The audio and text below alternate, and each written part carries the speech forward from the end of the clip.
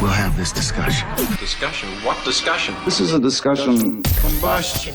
Coming to you from Denver, Colorado, this is Discussion Combustion Podcast with your hosts, Kevin Batstone and Arthur Rawe. What show is this? Just got done sitting over here doing another show. It's Discussion Combustion. Big B. 284? This one is 284, I do believe. I do believe so. 283, 84. Yeah, I think it's 284. Are we good? Yeah, we're recording. Oh, we are? Yeah, we're already recording. Cool. Mm-hmm. Well, so since the grit movement started, we haven't missed a week on Discussion Combustion. But we left it up to the decision of a coin. Yes. So we did flip a coin on if we were going to record a solo. You know, I like these, though, because we'd only do a handful a year. Yeah. Right? I mean, literally less than a handful a year. And our plan when we went to 250 and beyond was we weren't gonna do episodes when the guest canceled. Yeah. But, you know, it's 2025 now, and we got to keep this train moving. You know, we got a big DCP momentum happening with all the shows. There's success energy all around the two of us, these projects, and I got to flip a coin today, which was super exciting. Love that. And we even played some rock, paper, scissors. Yeah, we did. If I could get those two games in, then honestly, like, it's a good day. And, how often do I get to wear the 2008 DuPont schemed Jeff Gordon jacket on the air? I mean, you could wear it every week if you wanted to. No, I'm not going to. It's for special occasions. You know, Mash the Gas getting ready to come up this Monday, February 3rd. Yes. So good idea, you know, opportunity to plug and cross-promote those shows. I think that's a good idea. I'll do the same on Happy Friday tomorrow. Yes. And so here we go. 284. Good to see you, my friend. It's good to be back in the studio. I don't usually sit over here for this show. You don't, but that seat was really calling you. It was calling you. We played a little bit of musical chairs before we jumped on. I would have ran the board happily.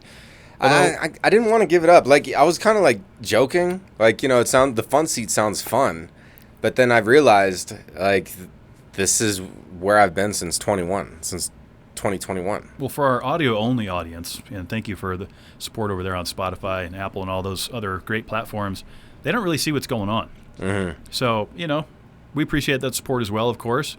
If you're reading the show notes, so, you know, the top thing there will say watch here. You know, feel free to drop us a view over there so you can get a little live look at what's going on. And, you know, it's going to be a big year for us, Art. You already had a lot of changes. This is a good opportunity to kind of dive in because we really haven't peeled back the layers of, you know, your wedding. Oh, yeah. And just what's been going on, because we've been going so hard and just flat out through the holidays, you know, getting through our personal lives with that, getting the podcast schedule rolling. It's the end of January already. We're already 1 month into 2025. Yeah, it's been crazy. And 2025 has started with like like you're saying you're a full sender. Yeah. Well, we're both. I'm two full senders at the table right now. And I full sent this relationship, and I've never been more confident in my life about a decision. I've been in many relationships, and, you know, I can recognize how healthy and peaceful it has been. So I couldn't be happier with all that. But with great great power comes great responsibility. So, you know, now I'm stepping into what it means to actually be a stable provider for like a little family. Like, we're kind of like a little family now, and that's exciting. And I've hit new levels of emotion that I haven't experienced before, and it's been so joyous. So really strong energy there as far as like fully committing to something and seeing it through. And like wedding planning can get really stressful. We were the best team that you could imagine. So like during this whole process of planning it out, doing everything that we needed to do, like I just was reaffirmed by her action that like I'm making the right decision. So that feels great. But not only that, my day job switched up a little bit, moved into a higher responsibility position, which I know you know all about. But the reason why I want to talk about that too is because there is a success energy happening. There is a wave of change happening right now. And I was feeling it coming to this year that there was this major wave of change happening, and that it was time for me to like start paddling and surfing what was happening. And then not only that, but MTG, like you have a lot going on, and coming out of 24 as well, you had a lot going on too, man. So I know it's a mouthful there. I could, you know, that's why I did the raw talk for a bit. I could just go off for like 20 minutes easy, but it's been a really exciting start to the year. Been a lot going on for sure. I was fortunate to be there at the wedding reception. That was really cool to see everyone get together. And just that timeline of how quickly you moved from engagement to marriage was I would say quicker than probably any that I've ever seen. Yeah. Okay. What was the most difficult part, if at all? What was the most challenging part about moving that fast? So, I would say the most challenging part about it was that you want to try your very best to accommodate for everybody that's not getting married, right? So worrying about everybody else but yourselves. Yeah. That was probably the most difficult part, and we actually were able to really accommodate and make a wonderful event. I would say that was one of the biggest challenges, because honestly, for me, like, I would be down just to, go to a private beach somewhere. Like, I don't need anybody to be there. Right. But it was a special day for her. That was one challenge that I will admit to is, challenging myself to, just because I don't think something is important doesn't make it important. Sure. Or doesn't mean that it's not important. So there was one thing that I did apologize to my fiance at the time that I kind of didn't put a stamp of importance on like I should have. I owned up to that. And everything was all good. Like, she wasn't even upset. But it's really important to, in a relationship, own your mistakes. So then your partner knows that you're trying to be a better person and trying to grow, and that you're willing to be accountable. Mm-hmm. So that was some of the little, instead of 90-day fiance, it was 2-week fiance, like rapid movement, baby. Pretty quick. Muy rápido. Yeah, pretty quick. I know, like, a couple people are like, hey, how's Art doing? That maybe we don't keep in close contact with. Where I'm like, oh, he's married now. They're like, oh, wow, I didn't even know he was engaged. When did he get engaged? I'm like, 2 weeks ago. Uh-huh. They're like, huh? Yeah, they're like, whoa, that was fast. This man's moving with purpose. Yes. And you got it in, but, right in the nick of time, of course. There were some other outlying factors that went into that decision that we don't have to get into, but... My only regret now is that I didn't marry my girl a year ago. But I didn't know her. I was going to say you only just met her a year ago. Yeah, but that's my only regret now. Now that it's all done, thinking back, hindsight, I wish I would have just married her sooner. Yeah, but you know what? It wasn't the timing's everything. No, but like, honestly, like, that's my only regret is I just wish I did it sooner. But that's how the universe works. That's what I'm saying. Obviously, yeah, obviously, and I think it's silly to marry somebody if you haven't lived with them for like a year. So at that point, it was like maybe we were barely living together. But yeah, crazy times. I don't want to air out too much of my personal and relationship stuff on here. I get it. But it was so fun, and thank you everybody that celebrated the love that I found in my life, and it's such a beautiful thing to actually be in a healthy relationship. And I'll say it here too, a little bit more traditional. She depends on me to hold the masculine roles. And since I'm talking about that, I will say that I do the dishes in a masculine way. I do the laundry in a masculine way. I take care of business without ever asking if it needs to be taken care of, because I know what needs to get done. And by doing that, I've given her a safe place that she could depend on me, and she could trust my decision-making skills, so then she can let down her pretty hair, relax, and focus on what she needs to focus on in her life. I feel like if you really want to be the man in the relationship, then you have to be a true provider and like make a very comfortable place and have her respect your decisions, like, because you do make good decisions, and you don't need to ask all the time what needs to happen, because you know what needs to happen. Yeah, I think there's nothing wrong with that, and there's nothing. I wouldn't even consider that traditional per se. I think when we go back, I know we've touched on like masculine and feminine energy before, and the importance of that. That doesn't necessarily put in like feminine energy means she does the dishes, does all the cooking, does all the cleaning. Yeah, that's why I wanted to mention that. And I think that's a good point to bring up, because feminine energy, as we've learned to understand, is opening up to receive love, nurturing, warmth, caring. The nest egg, if you will, giving that safe place for the masculine energy to lie. The masculine energy, of course, is breaking down barriers, overcoming obstacles, having confident solutions, never move from the center, immovable mountain, own it, full send, all those kind of things. People, we've learned in our market research, when we have conversations like this with people, that they can get very uncomfortable. Yes. And I guess I can kind of understand why, but I think normalizing these conversations are a good thing. Mark Zuckerberg came out a couple of weeks ago and said that we need to bring back more masculine energy into companies and social media presences and things like that. And I don't disagree with that. I don't disagree with that at all. There's a lot going on in the country right now. There's a lot of, polarization, and people are very upset, and there's a lot of things that are shifting around. but I'm okay with a sense of a little bit of more traditionalism making a comeback, if that makes sense. You know, it can, but in order for it to work the right way, you actually have to have people, men and women, that hold themselves accountable and are actually honest about their shortcomings.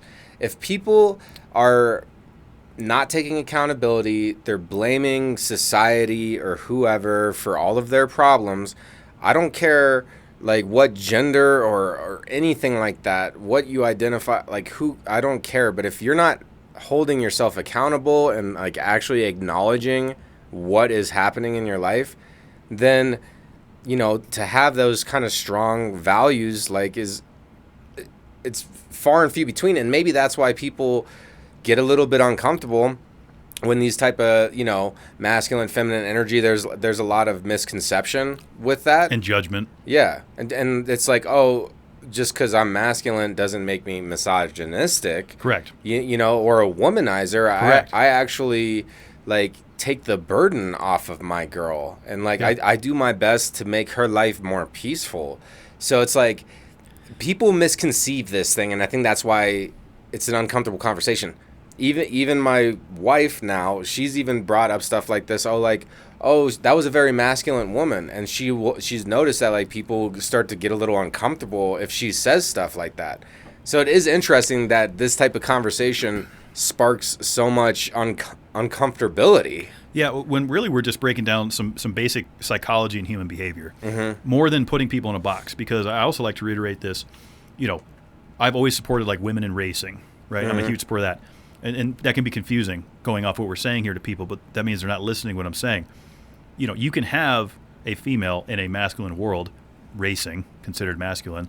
You can have females as CEOs of companies. Nobody's saying that, right? I'm equal across the board. You know, I'm a feminist, in fact. I root for women to succeed. That's not what we're saying here, you know, because the barriers are still the same. You could have, like as we talked about, an alpha female, right, or a masculine female, if you will, and maybe she has a feminine husband. Who's you know, straight, feminine, male, right? That can still work. The point is you have to have the balance on the scale, right? If you tip the scale too far one way, you don't have the balance. Now all of a sudden it's too heavy on one side. Yeah, or like you look at it like a battery. Like you need the positive and the negative, like the polarization. So yeah, what you're saying is like, you know, if you have two people that want to be the decision makers and they both want to be in control and like this and that kind of stuff, like, and it's interesting, like the whole being in control thing, because like I always have a plan. I actually always have 3 plans, and I'm ready to make the decision, and I'm ready to act on it. So my girl doesn't have to think about where we're going to go to dinner. She doesn't have to think about stuff. But if she wants to go do anything, all she has to say is say it, and then I'll be open to doing that. So it's like there's this misconception of like, okay, because I want to be the decision maker, that I make all the plans, and that she has to listen to what I say. That's a misconception. You know, just because you're the decision maker doesn't mean that you don't listen and value your partner's input. Obviously, if you're getting to the level of like marriage or proposal, like you should have a level of respect for this person. And one other thing, just because I don't want to forget about it, is like my girl can go out with her friends, her guy friends, and go to shows. She's even traveled out of state with guy friends. And went to another state for like a week without me. She has the complete freedom in the relationship with me to be her own individual. Has to happen. And she can go do whatever she wants. Like I will never tell her, like, no, I don't want you going out. I don't want you drinking. Like if she wants to go to the club, she go to the club. Good. And that is something that I feel like women and men could work on, is having more security within their relationship. And like trusting your partner to be themselves. I would agree with that. That's like a whole. This whole podcast could be just about this topic, but you know, I'll sum it up with a very important quote that we're all familiar with, and that is that you must love in such a way that the person you love feels free, right? Which is exactly what you're saying. Freedom to go do the things they want to do without questions or being asked. Now, there is times where it's like, well, maybe I wanted to be included in that, right? I faced that in previous relationships. Okay. Where I wasn't the best at that. I'm like, well, I got to go do this for the podcast. I got to go do that for my own personal needs or whatever. And then maybe, you know, my partner at the time was like, well, I don't feel included in that. So there's always going to be a time and a place for those kinds of things. When things need to be separate. Things need to be separate, but also things could be done together as well. So I think finding that balance of what you guys do together versus what you guys do separately, I mean, those are like, huge keys to success, I think. Yeah.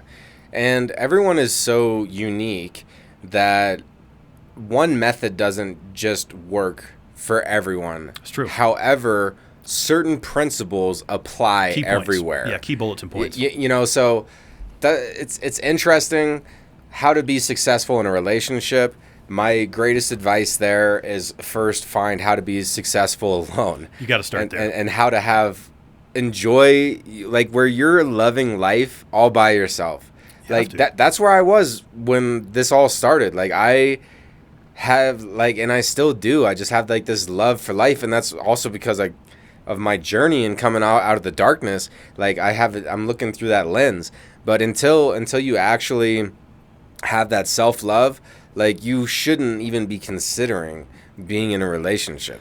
I think that point can't be underlined, bold, and italicized enough because, we've seen the propagandization. Whoa. The propagandizing of, these love shows and, put 10 women in a house, somebody tries to find a wife. All these programs and all these dating apps and all this shit on social media have completely corrupted people as to what they think they need or want. And they're not looking within. I know we've covered this many times on DCPC, but these solos, we have an opportunity to kind of really dive into this.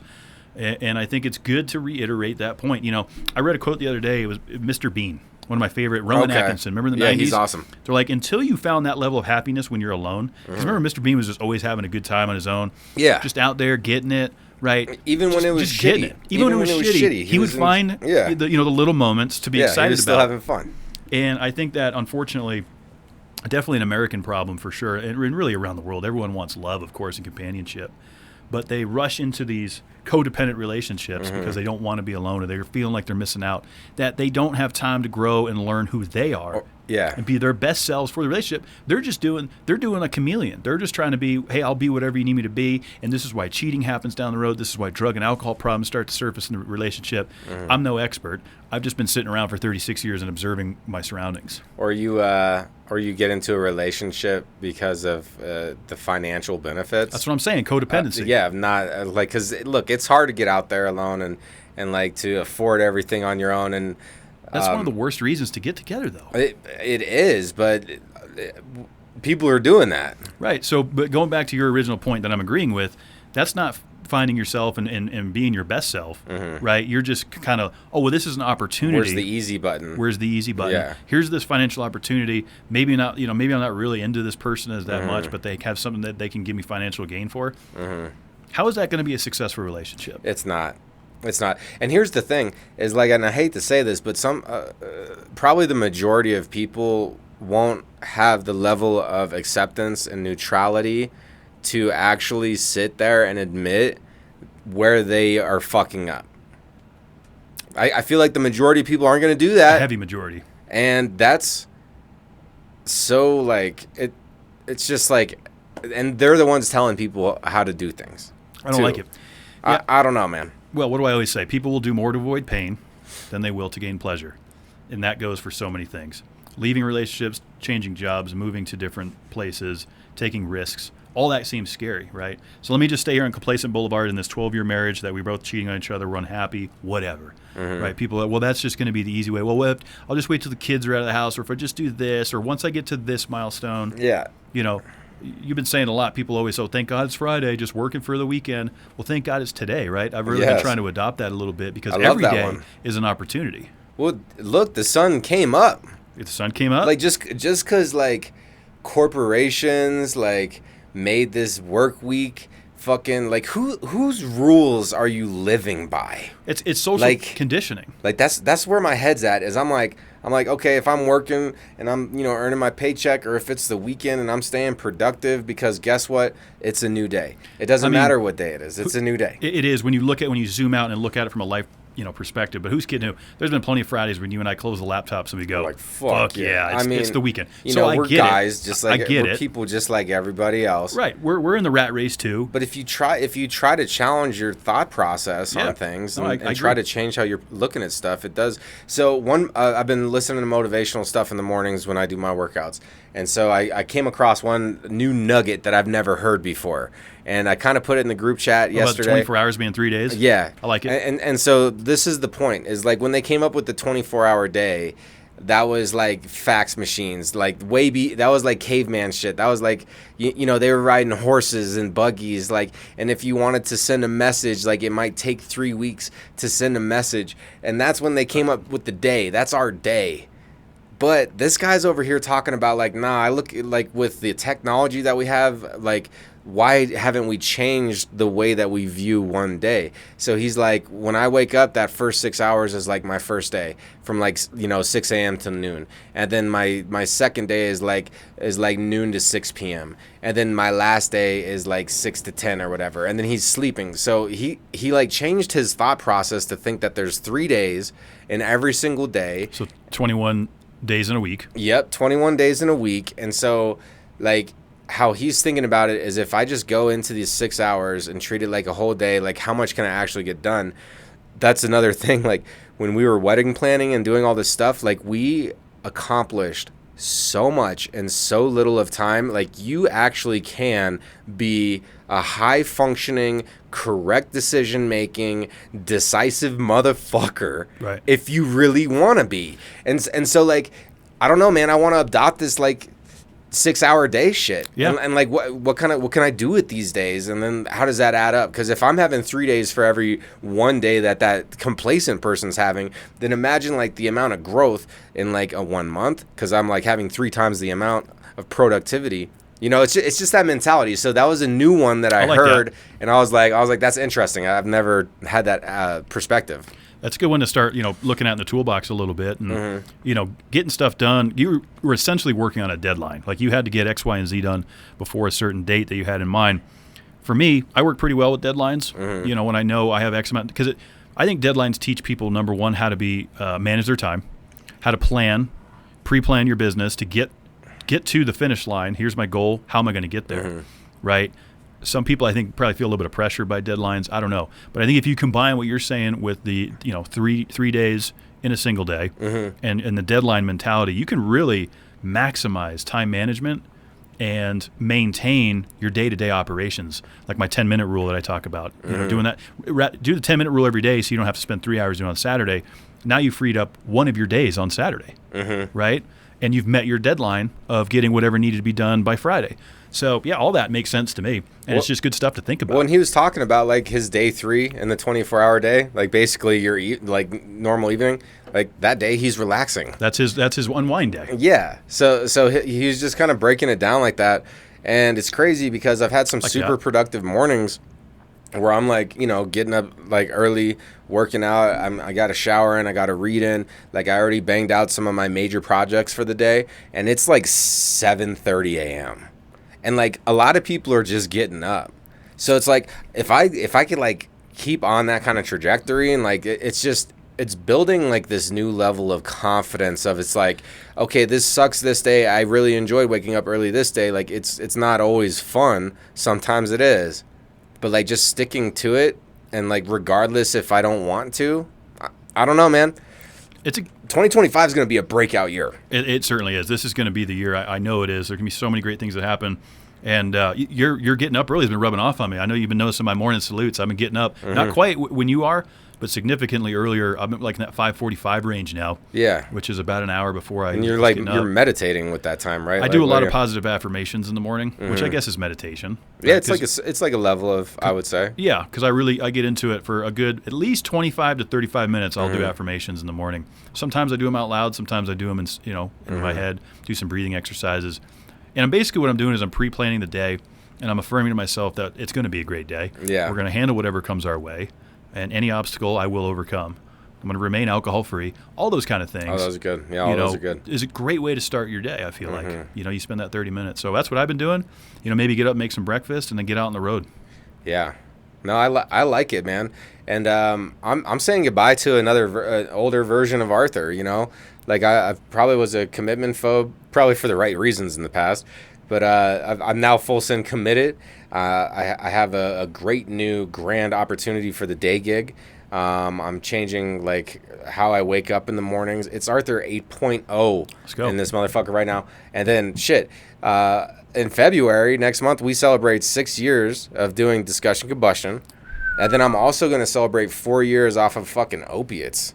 So, like, It's big anniversaries coming up. It's a big year. It's going to be a big year. Mash the Gas has so much momentum behind There's that. so much pressure on that show right now. You should share some of that.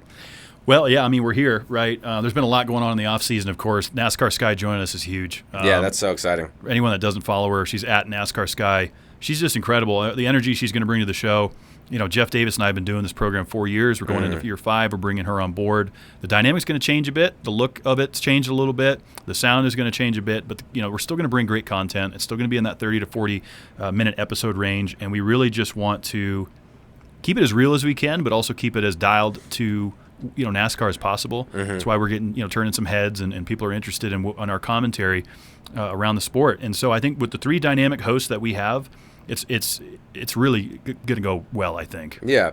So you're sitting over here, you're waking up earlier, you're doing your gig, you're staying active socially, and then you're recording Discussion Combustion, Happy Friday America, Mash the Gas podcast. Yeah, I'm busy. Like, okay, so it's like a lot of people are like, I don't need to do all that. What would you say?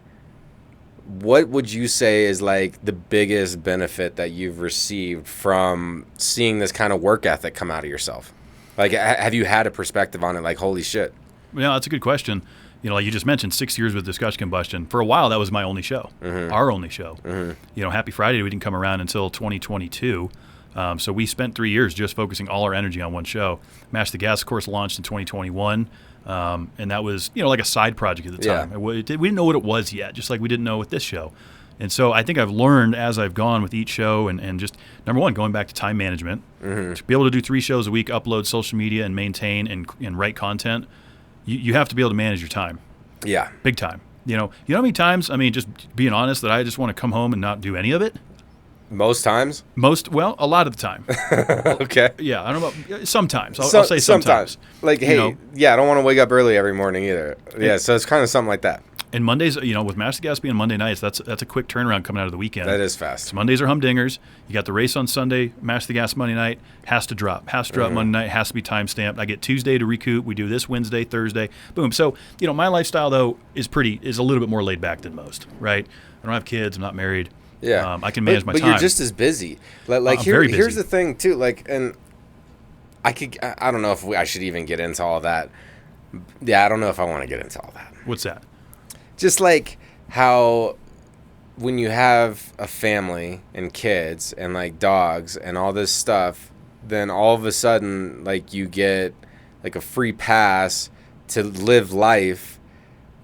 And if you're just some single person, and I'm talking about more like professional careers, like if you have like a whole family, I need to go do this for the kids. Oh yeah, no problem. But then if you're just a single person, oh, you mean like they get passes at work? Yeah, kind of. And I don't know if that's always true. So that's why I don't want to get too deep into that. But I feel like, you know, there's there's different expectations, which I don't agree with, for people who don't have kids and like people who do have kids. I feel like I don't know where I'm going with that, but there's like something. I know what you mean. Yeah, it's a slippery slope, and I think I'll say the same thing that I've said to other people in regards to like, oh well, why is this person getting that pass, or why do they make more? You know, control what we can control. Yeah. Right. I mean, yeah. Who cares what people are doing? What other people's lives are is their business until it like directly affects mine. You know, and look, it's easy to throw mud and go, oh, look at this and that and the other. I get it.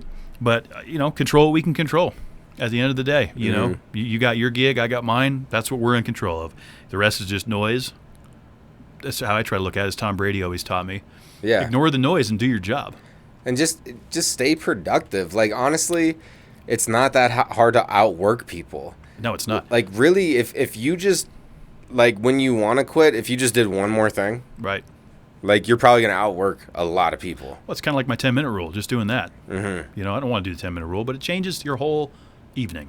Yeah, and then all of a sudden you're, like, feeling good about, like, not being lazy and procrastinating your house chores. And there's a time and a place to be lazy, right? When you work as hard as we do, and a lot of you out there, around the world, you need unwind days, you need crash days. Yes. Sleep in, snuggle up with someone you like and care about. All that's important, right? That's part of the R&D or the R&R, I guess. What are they? Rest and recovery. Rest and recovery. R&D is research and development. We'll get into that on Mash the Gas Monday night. So balancing all that, working hard, playing hard, resting hard. Yeah. Within your 3 days, there it is. There's your 3 days. Work hard, play hard, rest hard. Yep.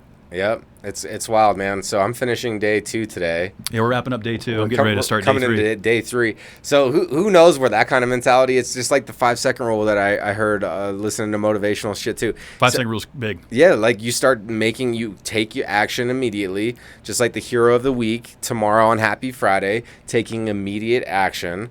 It's stuff like that, and it's just so important. We're already 30 minutes into this solo. Is it really? You and I could easly. We can easily just keep chopping this. I love it. As long as we want. This is why I got into this industry, first of all. These kind of, how you and I used to do it, back in the day. This is where I fell in love with podcasting. But this show has changed so much with the guest dynamic and it's important being at the People's podcast. But, being that we had a guest cancellation tonight, look, things happen.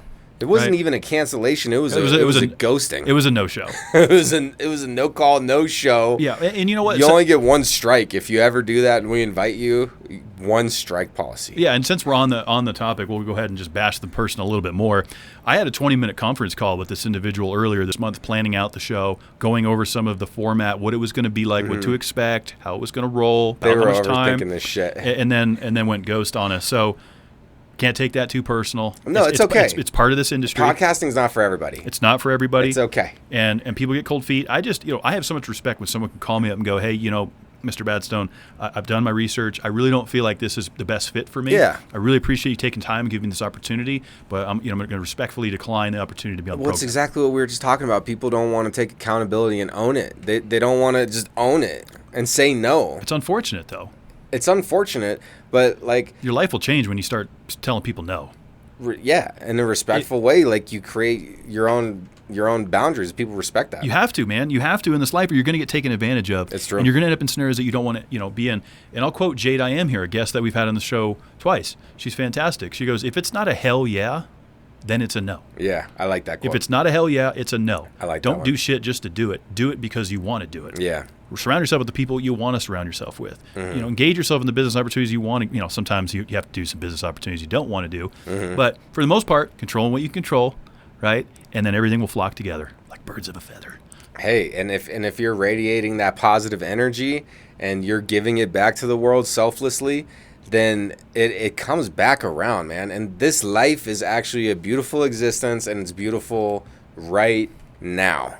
It's beautiful right now, and let's not get all caught up in what's happening and what could be happening. I like that. Actually just get present and start enjoying living right now, because nothing else matters other than this moment. I agree. So the more you can do that, and just it's freeing. It's just like being honest. Like when you're being honest all the time, you don't have to remember anything that you say. You always say the same shit, and then you're being authentic and real. If you're just living in the present, then you forget about all this. It's like you break all these chains of the past was so difficult, or the future is so nerve-wracking. Like I don't know what's gonna happen. You don't need to know. It's happening right now. Yeah, it's going on. That's a good point, Art. Yeah, I mean. We always have something on the calendar coming up that we have to plan for, as we just alluded to with your wedding. There's things in life that, you do have to look into the future. We do look into the past when we reminisce. That's always fun. I love reminiscing, right? But not getting too caught up on, I shoulda, I coulda, if this, poor me. Yeah. Get rid of that nonsense. Get the positives. Let's focus on where we're at. Let's focus on what's happening right now. I've had to really remind myself of that a lot, and that's why I always tell people, I'm just trying to get through today, through tomorrow, right? That's what I'm focused on right now. Yeah. And then the opportunities will continue to present themselves. It's a balance. I mean, even what you're saying, it is important to reflect and have fun times. So, everything that we're saying here, I feel like there is a fine line and there is a balance, and everybody has their own balance, and it's up to you to be real with yourself. Are you actually enjoying your walk on the tightrope? Are you actually enjoying it or not? And if you're not enjoying it, then what are you doing to change your life? And you've taken the bulls by the horn. It's been awesome to see you grow and change. I know I've grown and changed as a man too, since we've known each other, brother. So We've been through a lot. it's been a hell of a ride. Fucking hey, man.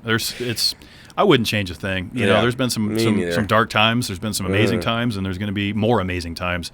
We're stepping into the best years of our lives right now, and I'm already in the best in it. years. I'm in. You're in it. We're right. Yeah. It's an upward trajectory, like Bitcoin is going to do here in 2025 and beyond. We're going to ride that thing like a damn rocket ship. Okay, there's going to be some hiccups, of course, just like you would see on a stock chart. That's life. That's life, and we can handle any obstacle that comes our way. So what do you think is the challenge of the week for the viewers and listeners? I would say the challenge of the week is for you to do the difficult thing that you keep putting off. And that's a big challenge. And like that could be as simple as like, you've been putting off cleaning your bathroom, or you've been putting off calling your dad, or like you've been putting off whatever. Yeah. Like just whatever that one thing that keeps irking you, it like keeps coming up, like you can't get rid of it, just fucking attack that. I'm trying to think what that even is for me. I feel like I'm pretty caught up on everything. I'm sure there's something I'm putting off. You got to attack it. I'll get back to you. I mean, look, for me, it's like keeping Arthur 8.0 going. Like that's not going to be easy for me. I'm like in some changes right now where I fundamentally want to kind of change how I handle life. And, like, especially finances. Like, I know that's a weakness area. And also diet. Like, I can really improve in both of those areas. I'm doing okay, but I know I could be doing a lot better. And I've been kind of running from it, not learning at all. So like, there's some areas that I can improve for sure. That's controlling what you can control, right? That's not being an overweight person that's suing Lyft for something. That's not someone that's bitch moaning and complaining about President Trump about something. A lot of that we can't control, right? What can we control? Like, that's the stuff we got to be focusing on. Yep. Control what we can control. I understand that there's things that happen with law and order that can affect people's lives, but there's always an opportunity around every corner, whether it's good or bad. Yep. And I just try to look at that. Everything is an opportunity. It's not always going to be a good opportunity, but it's an opportunity. Opportunity for growth. Opportunity for growth. Opportunity to learn. Learn something, right? Choose to do something. Do something. Yeah, you got to full send something. You can't half send nothing. I don't even know what the hell that means, but I've said it for like the last 2 weeks now. It's fun. And it's all about having fun, man. You can't take life is serious. You can't take it all seriously all the time. No, you can't. You got to have some fun with this shit and be light with yourself. You got to give yourself a break. You got to enjoy it, man. Like, just be stupid sometimes. It goes by so quick.